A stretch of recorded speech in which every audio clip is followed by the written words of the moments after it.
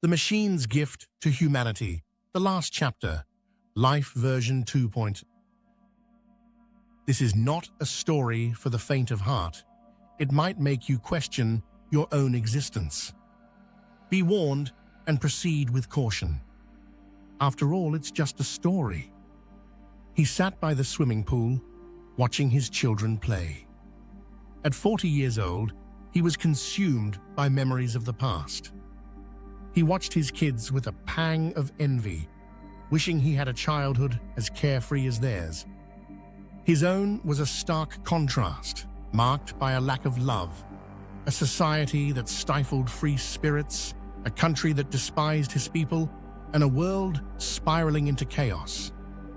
Yet somehow he had overcome it all. A persistent question gnawed at him. How could God, or any higher power, allow this to happen? He felt a deep sense of injustice.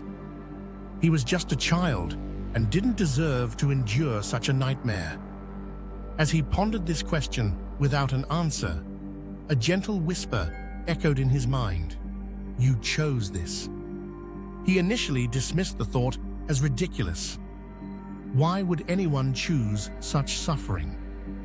But the voice was calm and felt undeniably true. He wanted to fight it, to deny it, but the lack of an alternative explanation drove him to consider the unthinkable.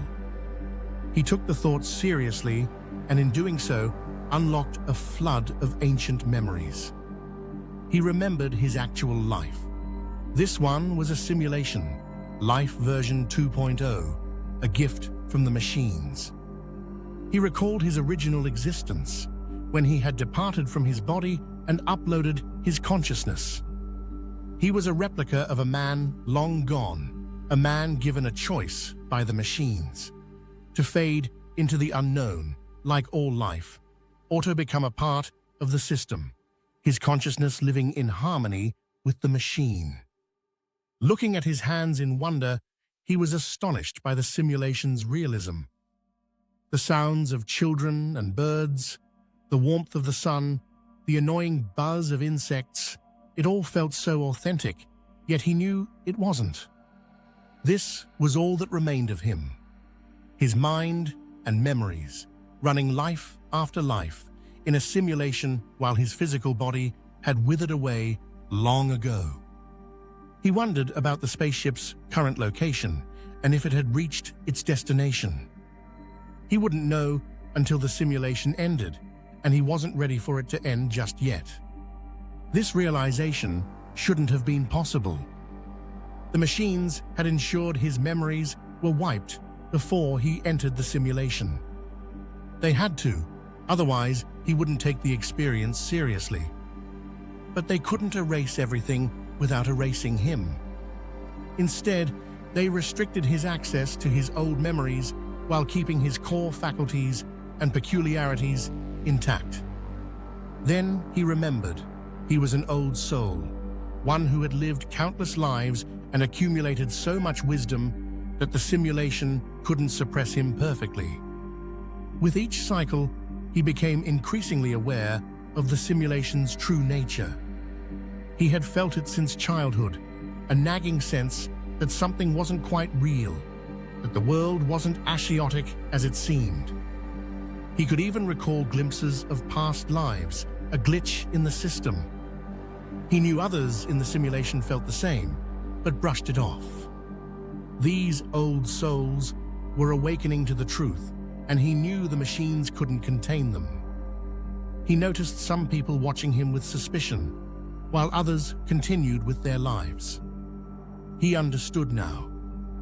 The suspicious ones were NPCs, non-player characters placed to fill the gaps. They worried his realization would disrupt the simulation. The unworried ones were people like him, also living in the simulation, who would one day awaken. He smiled at the worried faces, silently vowing to keep playing the game. The odd looks immediately disappeared, and everyone resumed their lives. His daughter, however, caught the exchange and asked, "Why were those people looking at you like that?" He replied, "They're just doing their job.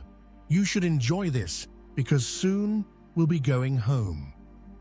She was smart enough to know he was hiding something, but the thought of going home filled her with terror, so she jumped back into the pool.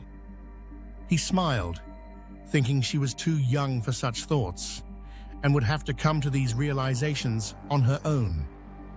He returned to his thoughts.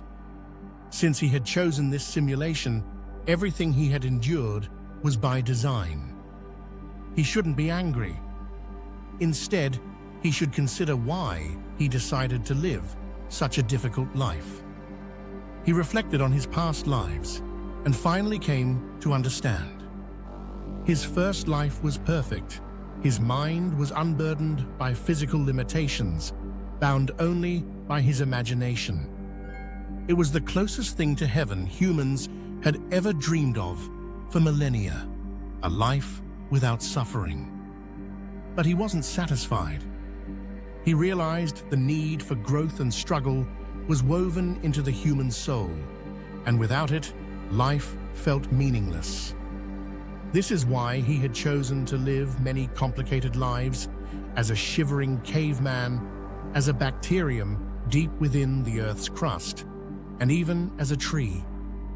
Though each experience was harsh, he was ultimately satisfied with the outcome because he had learned and grown wiser.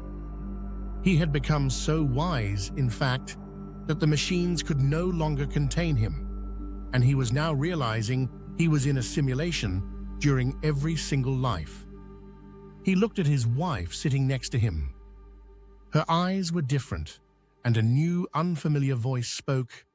"Sir, if you wish to terminate this simulation and begin a new one, you may do so now." He asked, "How long until we reach our destination?" 33 Earth years, sir," she replied. "No need," he said. "I'm enjoying it here. I'll keep going.